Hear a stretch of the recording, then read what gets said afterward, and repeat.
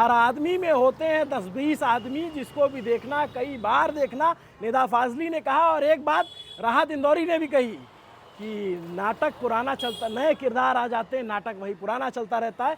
तो वो जो नाटक है वो फिर से हुआ है, किरदार बदल गए हैं। इस बार किरदार के जो केंद्र में है वो है राघव चड्ढा। राघव चड्ढा ने बीजेपी ज्वाइन कर ली है, आम आदमी पार्टी छोड़ दी है। ये बात हम 2 महीने पहले से आपको बता रहे थे कि राघव चड्ढा बीजेपी जाने वाले हैं, आप छोड़ने वाले, की खबर ये नहीं है। खबर जो और वो 6 सांसद लेके गए उनमें है वो कौन लोग हैं और उनके जाने की वजह क्यों है, क्या है, और केजरीवाल को झटका क्यों लगा है, ये सारी बातें हैं। कुछ अंदर खाने की जो जानकारी मुझे मिली, मैं सोचा कि आप दर्शक हमारे दोस्त हैं उनसे साझा कर देता हूं। राघव चड्ढा बीजेपी ज्वाइन कर रहे हैं, ये बात हम 2 महीने से प्रेडिक्ट कर रहे थे। आप लोगों ने हमारी एक रिपोर्ट नहीं देखी हो तो देख लेना, जब उसमें हमने बताया कि राघव चड्ढा किन वजहों से अब आम आदमी पार्टी में होके भी आम आदमी पार्टी के नहीं है। बीते दिनों जो चला वो सब भी देखा, लेकिन खेल क्या है, हम लोग सब लोग नज़र गड़ाए हुए बंगाल में नज़र थी और दिल्ली में खेला हो गया, जबकि पूरी राजनीति बंगाल में रची जा रही थी कि बंगाल में खेला होगा। जो आम आदमी पार्टी के सांसद केजरीवाल के राघव चड्ढा के साथ गए, उनमें कौन कौन लोग हैं, उनके नाम जानिए, वो बड़े दिलचस्प हैं और फिर उसकी वजहें आपको बताता हूँ। अब जैसे एक व्यक्ति हैं, मैं बारी बारी से, आप लोगों ने नाम सुन रखा होगा, मैं इनका थोड़ा सा बैकग्राउंडर बता दूंगा तो आपको आइडिया होता जाएगा। राघव चड्ढा पे फिर आऊँगा क्योंकि राघव चड्ढा तो बहुत सारी बात हो रही है। अशोक मित्तल, कौन अशोक मित्तल? एलपीयू के जो मालिक हैं, लवली प्रोफेशनल यूनिवर्सिटी, बड़ा एम्पायर है, बड़े बिजनेसमैन हैं, वो जिनको डिप्टी लीडर इनकी जगह बनाया, राघव चड्ढा की जगह आम आदमी पार्टी ने बनाया, वो भाई साहब आज बैठे नजर आए। और पिछले हफ्ते उनके यहाँ छापा पड़ा, फिर आम आदमी के पार्टी के जो एक मंत्री थे वो भी, उनके पर भी छापा पड़ा था। तो एक मैसेजिंग हो गई छापे वाली। तो बड़ा बिजनेसमैन, बड़ा पैसा इन्वॉल्व, तो बड़े लोग और कौन है इसमें? 2 आदमी, एक राजेंद्र गुप्ता और एक जो है विक्रमजीत साहनी। विक्रमजीत साहनी बड़े व्यापारी हैं, पंजाब से आते हैं। पंजाब से ही आम आदमी पार्टी के टोटल 10 सांसद हैं राज्यसभा के, 7 पंजाब से आते हैं। अब आज की डेट में 6 बीजेपी के हो गए, मतलब पंजाब से एक हैं बलबीर सिंह सीचेवाल, उनको बीजेपी नहीं ले गई क्योंकि वो बहुत ज़्यादा काम के आदमी नहीं है, इसलिए नहीं लगे उन्हें, क्योंकि इन्वायरमेंटलिस्ट हैं जो इन्वायरमेंट पे काम करते हैं, तो इनके पास ज़्यादा कुछ था नहीं। लेकिन जो विक्रमजीत सिंह साहनी हैं, बड़े बिजनेसमैन हैं, बड़े व्यापारी हैं और इनका बहुत सारा काम है जो एनआरआईज़ को लेकर के और कई सारे बिजनेस है। अच्छा पैसा है, बहुत अच्छा पैसा है। पार्टियां आमतौर पे देखती हैं जब राज्यसभा भेजना होता है तो 2-4 इधर उधर से, लेकिन फिर फंड का भी इंतजाम करना होता है। तो ये विक्रमजीत सिंह सैनी गए, इससे पहले इनके अशोक मित्तल के यहाँ छापा पड़ गया। राजेंद्र गुप्ता, ट्राइडेंट ग्रुप का आपने नाम सुना होगा, बड़ा ग्रुप है, होटल्स और तमाम चीज़ें हैं, ये भी चले गए।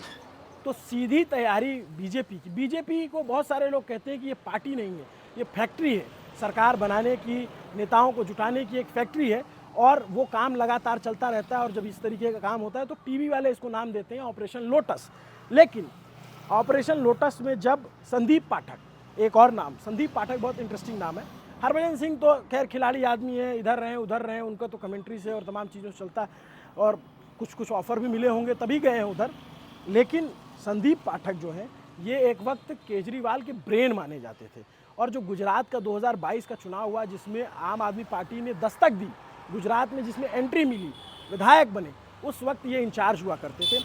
आईआईटी के प्रोफेसर रहे, पुराने, मतलब काफ़ी जानकार माने जाते थे और कौन विनेबल कैंडिडेट है उसको चुनना, तमाम चीज़ें करना, इसमें संदीप पाठक का बड़ा रोल था। तो संदीप पाठक आए।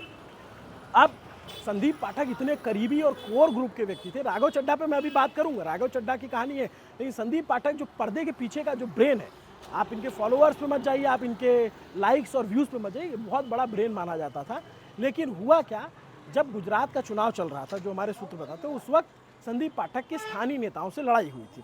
लड़ाई कुछ ज़्यादा बहसा हो गई थी और उसके बाद वो वहाँ से चले आए 2022 में। फिर नहीं गए। फिर संदीप पाठक की जाने की कहानी 8 महीने पहले लिखी जाना शुरू हो जाती। 8 महीने पहले जब दिल्ली का चुनाव हुआ, उससे पहले तो इनको उस समय प्रभारी मंत्री नहीं बनाया गया, संगठन के आदमी रहे, तो यहाँ से इनको खटकने लग गया, इनकी भी थोड़ा मनमुटाव आने लग गया। और अब चूँकि अभी होलसेल पैकेज था तो इसमें जाना था, तो संदीप पाठक का जाना as a brain, as a पर्दे के पीछे जो काम करने वाले लोग होते हैं, जो इस तरीके की राजनीति में वो जानते हैं, समझते हैं ऐसे लोगों का महत्व, तो उनका जाना एक झटका है आम आदमी पार्टी के लिए। स्वाति मालीवाल तो पहले से ही बिदकी हुई, उनका कोई वो नहीं है। अब मैंने आपको सारे नाम बता दी। दिल्ली से अब आम आदमी पार्टी के पास राज्यसभा में 3 सांसद बचे। एक बलबीर सिंह सीचेवाल जो इन्वायरमेंटलिस्ट है, पर्यावरणविद हैं। एक एनडी गुप्ता जो दिल्ली के बिजनेसमैन है, इसलिए अभी दिल्ली में नहीं है, तो दिल्ली से नहीं है। सॉरी, थोड़ा कैमरा हिला होगा, हमारे साथी पकड़े हुए हैं कैमरा, हाथ से चलाते रहते हैं तो थोड़ा बहुत होता है। तो एनडी गुप्ता नहीं गए, संजय सिंह नहीं गए। तो जो ये लिस्ट है सातों की, इससे समझ में आता है कि पंजाब का जो चुनाव है सामने, वो सीधे बीजेपी के निशाने पर है। और बीजेपी को लग रहा है कि आम आदमी पार्टी, अगर राघव चड्ढा एक जो क्लीन इमेज थी, एक क्लीन फेस था, जिन्होंने लोगों के मुद्दे उठाए, एक अपनी सोशल मीडिया पे एक बहुत बड़ी फैन फॉलोइंग बिल्ड की, वो अगर पंजाब में उनके साथ होंगे तो पंजाब में बीजेपी को फ़ायदा हो सकता है। और अकाली दल, अगर अकाली दल का राइज होता है और दोनों गठबंधन करके चुनाव लड़ते हैं तो पंजाब की सत्ता में आने की चांसेस बन जाएं। ये सारी कवायद उसी कड़ी की लगती है। अब आ जाते हैं, ये मैंने आपको डिटेल बता दी कि बलबीर सिंह सीचेवाल नहीं गए, बाकी जो बिजनेसमैन थे, क्योंकि अशोक मित्तल जिनको डिप्टी लीडर बनाया गया, एलपीयू इतना बड़ा यूनिवर्सिटी है, मैं तो गया हूँ वहाँ पे, देखा हूँ, बहुत बड़ी यूनिवर्सिटी है। तो उनके यहाँ छापा पड़ा। अब जिन पे मनी लॉन्ड्रिंग और तमाम चीज़ों के आरोप लग रहे थे, तब बीजेपी में चले गए। अब देखिएगा किस तरीके की कार्रवाई होती है। ये हमने आगे भी बहुत बार देखा है कि नेताओं पे छापे पड़ते हैं और उसके बाद वो क्लीन होने की दिशा में बढ़ जाते हैं। विपक्षी आरोप लगाते हैं कि बीजेपी वॉशिंग मशीन है जो क्लीन करने का काम करती है, इस तरीके से। लेकिन राघव चड्ढा ने जो कहा उस पर हमें बात करना ज़रूरी है। राघव चड्ढा ने कहा कि विचारधारा और जो विचार लेकर हम आए थे उस पर आम आदमी पार्टी काम नहीं कर रही है। तो हमारा सवाल है, भाई साहब, आपके जो विचार लेकर आए थे वो विचार भारतीय जनता पार्टी के खिलाफ के विचार थे ना। अब आप भारतीय जनता पार्टी में जा रहे हो, भाई आप लोगों का, आप नेताओं का, मैं सिर्फ राघव चड्ढा केस में नहीं, नेताओं का मैं देखता हूँ कि ये लोग सब लोग नैतिकता, आम लोगों की दुहाई देते हैं। अरे भाई, आपका कुछ बात बन रहा है, आप जा रहे हो पार्टी में, आपको कुछ फ़ायदा होगा, आप इसमें लोगों को क्यों बीच में ला रहे हो? और जिस विचारधारा के खिलाफ आप कह रहे हो कि हम 15 साल लड़े, अब वो विचारधारा आपको अच्छी लगने लग गई। ये तो सियासत का अलग ही दस्तूर है। हमने आम आदमी पार्टी का तो छोड़ दिए, जो काडर बेस्ड पार्टियां हैं, हमने उनमें देखा है कि उनके नेता अचानक से किसी एक दल से दूसरे दल में जाते हैं और उनको बड़ी विचारधारा अच्छी लगने लग जाती है, जबकि आप सारी ज़िंदगी, सारी उम्र उसी विचारधारा के खिलाफ लड़ते रहे, आप उसी विचारधारा के खिलाफ बोलते रहे, आप उसी विचारधारा के खिलाफ बोल बोल करके इतने बड़े आदमी बने, और फिर अचानक से आपको वही विचारधारा अच्छी लगने लग जाती है और उसमें आपको विकास, राष्ट्र, सब कुछ नज़र आने लग जाता है। तो ये विकास और राष्ट्र क्या भारतीय जनता पार्टी में बदला क्या है? जब से राघव चड्ढा पॉलिटिक्स कर रहे हैं तो क्या बदला है? भाई नरेंद्र मोदी वही प्रधानमंत्री हैं, अमित शाह वही गृह मंत्री हैं, वही बीजेपी का स्ट्रक्चर है, वही बीजेपी के नेता हैं। तो जिस विचारधारा के खिलाफ आप इतने दिन लड़ रहे थे, अब वो विचारधारा ठीक हो गई, अब आप उस विचारधारा की पॉलिटिक्स करेंगे। तो ये कॉमनर के मन में सवाल आ सकता है। मैं मानता हूं कि सभी नेता किसी न किसी दल में आते जाते रहते हैं और ये भारतीय राजनीति का हमने दस्तूर देख रखा है। लेकिन ये जो आम आदमी को सामने रखकर उसको कवच की तरह इस्तेमाल करके कि हम लोगों के हित में सोच रहे थे, अरे नहीं भैया, नेता लोग सिर्फ अपने हित में सोचते हैं। ये इतना दिन से हम लोग घूम घूम के समझ गए हैं। बहुत कम ही नेता हैं जो लोगों के लिए या प्रतिबद्ध होकर के काम करते हैं। ज़्यादातर नेता जो है वो अपने लिए प्रतिबद्ध होते हैं, अपनी पूंजी, अपनी राजनीति, अपना करियर, अपना बाल बच्चा, यही सब करते हैं। तो नेता लोग ये सब बताएं कि भाई हमारी यहाँ नहीं बन रही थी, अब हम जा रहे हैं वहाँ पे, हमारे वहाँ से हम सांसद बन जाएंगे या हम वहाँ से राजनीति करेंगे।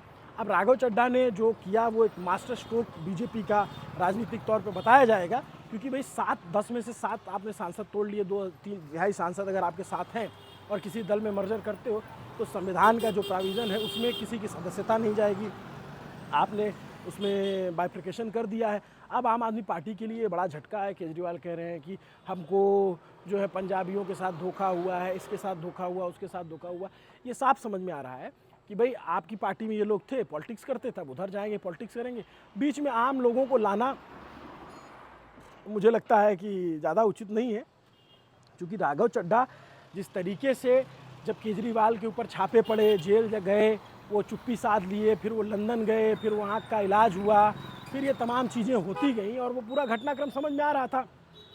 जब हमने 2 महीने पहले सारा कुछ बताया कि ऐसा होने जा रहा है, तो बहुत लोगों ने लिखा कि ऐसा कर रहा है, वैसा कर रहा है। बहुत सारे लोग कह रहे थे कि ऐसा नहीं होगा। हमें जो है कमेंट में आकर अनाप शनाप लिखते हैं, ठीक है, अनाप शनाप लोकतंत्र है। 200 रुपये का रिचार्ज होता है, 250-300 का, उसके बाद लिखने के लिए कोई भी स्वतंत्र है। हम लोग के पास इतना समय नहीं होता अगर किसी को रिप्लाई करें, लेकिन कुछ चीज़ें हम लोग छोड़ देते हैं समय पर, कि आपको समय बताएगा। क्योंकि ये 2 महीने से नहीं, ये 1 साल से पटकथा राघव चड्ढा की जाने की लिखी गई थी, और ये कह रहे थे कि I am right person in wrong party, let's see BJP में उनका करियर कैसा होगा, क्या होगा, ये देखने वाली बात होगी। और इसमें कोई आश्चर्य नहीं होना चाहिए भारतीय लोगों को। ज्योतिरादित्य सिंधिया जो राहुल गांधी की इतने करीबी थी और वैचारिक रूप से एकदम दूसरी धुरी पे बैठे हुए थे, वो अगर बीजेपी में आ गए, या इससे पहले RPN सिंह आ गए, मिलिंद देवड़ा चले गए दूसरी पार्टी में, या बहुत बड़े बड़े बीजेपी में तो आने वाले नेताओं की एक लंबी फहरिस्त है। उसी फहरिस्त में राघव चड्ढा का भी नाम है। लेकिन जब ये बात में विचारधारा और देश की बातें और क्रांति की बातें करते हैं नेता, तो थोड़ा सा जो है अटपटा लगता है। लेकिन मैंने आपको वो जो 7 लोग हैं, राघव चड्ढा चेहरा है, लेकिन जो अरविंद केजरीवाल, चूँकि पंजाब में चुनाव है, हर पार्टी को चुनाव लड़ने के लिए अच्छे फिनेंसेस की ज़रूरत होती है, अच्छे, तो 3 बड़े व्यापारी जो आम आदमी पार्टी को फंड करते थे, आम आदमी पार्टी को सपोर्ट करते थे, वो उस तरफ चले गए, बीजेपी की तरफ। तो बीजेपी बंगाल चुनाव लड़ते लड़ते पंजाब चुनाव की तैयारी कर रही, जो 2017 में होना है। यही बीजेपी के लिए कहा जाता है कि मशीन की तरह काम करती रहती है। एक जगह पे वो लड़ रहे होते हैं तो दूसरी जगह पे निगाहें होती हैं, निशाना होता है। आपको ये मेरी दी गई पूरी जानकारी कैसी लगी, कमेंट करके ज़रूर बताइएगा। थोड़ी बहुत बात अपने भाई की मान लिया करिए। जब बता रहा था कि चले जाएंगे राघव चड्ढा, तो आज आखिर चले गए। नमस्ते, अभिनव पांडे नाम है मेरा। थोड़ा अंधेरा हो रहा है, चलेंगे बाकी बंगाल की और रिपोर्ट्स करने। बंगाल से बहुत सारा कंटेंट आपको देखने को मिल ही रहा है और भी देखने को मिलता रहेगा। शुक्रिया। कैमरे के पीछे मेरे साथी सुधांशु के शर्वानी हैं। देखते रहिए न्यूज़ पिंच। और अगर आपको हमारी बात सही लग गई तो सब्सक्राइब भी कर लीजिए। व्यूज़ बहुत आते हैं, लेकिन बहुत सारे लोग सब्सक्राइब नहीं करते या भूल जाते हैं कि उनके फीड में तो आ ही रहा है। Thank you so much.